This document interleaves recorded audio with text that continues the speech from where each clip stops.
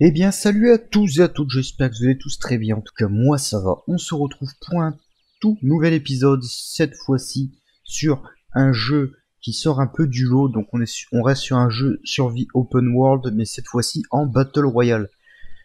Donc ce jeu se nomme Battle of Hunters, Beast Zone. Ouais, Beast, désolé pour mon accent un peu pourri. Donc voilà, donc on est sur un jeu qui est complètement Battle Royale. Donc là, je vais déjà mettre mon clavier en QWERTY. Il n'y a pas encore la modification des touches. La connexion pour l'instant est un peu instable, mais ça reste jouable. Donc j'ai quand même fait une petite partie avant avec un joueur qui n'est malheureusement plus là. Comme ça j'ai pu en apprendre un peu plus pour vous expliquer comment ça fonctionne. Donc là ça va être un peu compliqué de retrouver un autre joueur je pense. Donc mes premiers avis sur le jeu, j'en parlais tout de suite. C'est un jeu qui est graphiquement déjà, moi les graphiques personnellement ils me plaisent beaucoup. C'est assez lumineux. On a une bonne ambiance générale. Donc là-dessus, pour moi rien à dire. Au niveau du gameplay, franchement ça change beaucoup. J'espère que on va pouvoir le voir en trouvant un nouveau joueur qui va rejoindre. Sinon, si on n'arrive pas à retrouver un autre joueur, on va essayer de refaire une autre vidéo demain. En espérant qu'il y ait un peu plus de monde. Le seul problème c'est que le jeu est sorti aujourd'hui, donc le 2 mars 2021. Je fais vraiment une vidéo pour sa sortie. Alors moi, personnellement, je conseille le jeu. Il est, il est vraiment pas mal. Ça sort un peu du lot au niveau des combats, tout ça. Il y a un système où on va attraper des monstres pour qu'ils puissent combattre à nos côtés. On va avoir un système aussi de skill, donc des points de compétences pour pouvoir augmenter nos skills, nos compétences. En appuyant sur K, voilà, on a quand même du choix en compétences. J'ai pas pu tous les essayer, parce qu'il y en a quand même pas mal. Donc là voilà, on a des compétences pour se bouger, évasion, chasser, pour les obstacles, au niveau du heal, tout ça. Donc si on peut jouer avec plusieurs personnes, le jeu se fait soit en solo, soit en duo, soit en squad, ou en partie 1v1 contre un ami. Donc à jouer à plusieurs, ce jeu reste très fun. Ça change vraiment le fait qu'on puisse capturer des monstres qui combattent à nos côtés. Je suis vraiment désolé pour cette vidéo si vous pouvez pas en voir plus sur les combats, tout ça. Je vous ferai une vidéo demain, donc sur le gameplay du jeu. Et sinon, voilà, je pense que j'ai fait à peu près le tour déjà sur ce jeu. Un jeu massivement multijoueur. Déplacement plutôt sympa, donc on a du saut, on a du double saut, en restant appuyé sur espace. Les mobs qu'on va essayer d'attraper sont très agressifs. Au début, c'est vrai que j'ai eu un peu de mal à les gérer. Je suis mort 2-3 fois par des monstres. Parce que voilà, je connaissais pas encore la technique avec les skills. Donc, le joueur que j'ai rencontré m'a un peu aidé, m'a un peu guidé sur ça. Et c'est fort sympa de sa part. Donc voilà, donc là on a des petits effets de lumière que je peux voir dans l'eau. C'est quand même bien foutu. Hein. Après graphiquement ça reste pas mal. Après c'est un jeu qui a un prix plutôt abordable de 10 €. Donc là en ce moment il est en réduction pour sa sortie. Donc on va le retrouver sur Steam au prix de 6 €.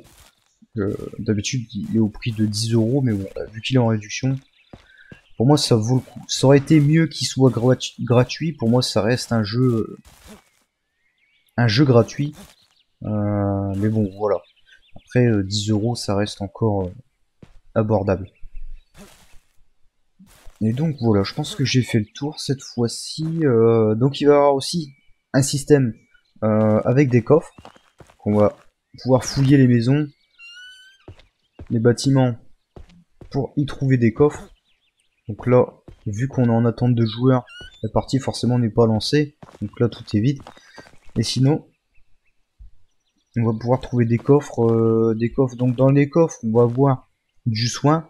Donc j'ai pu ouvrir pas mal de coffres. J'ai trouvé exclusivement du soin.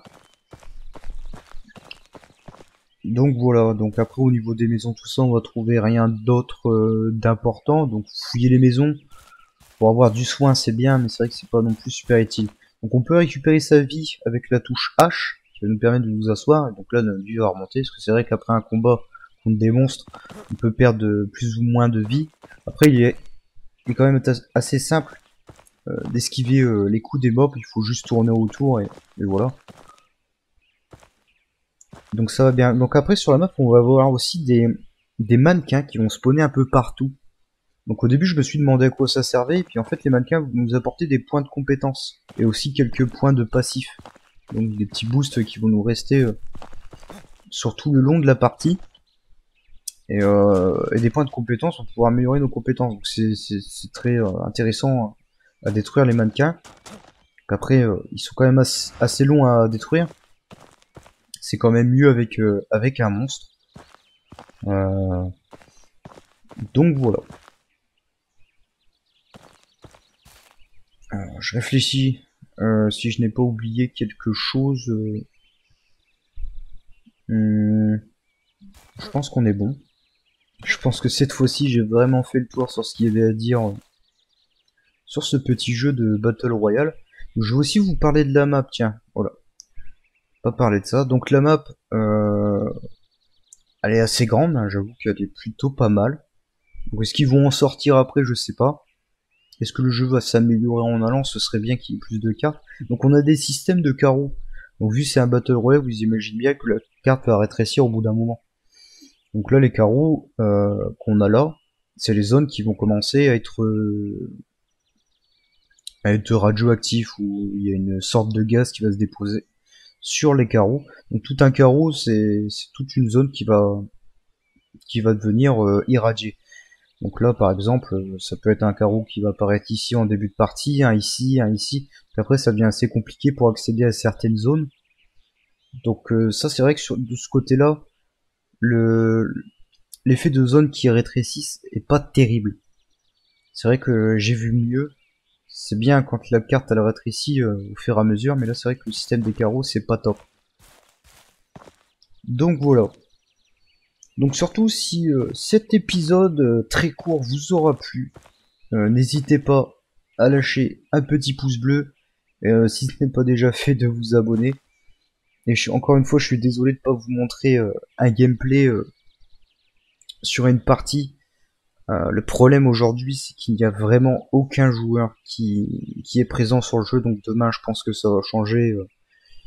Vu qu'il est sorti là ce soir, forcément, les gens sont peut-être en cours d'installation ou bien n'ont pas vu cette sortie.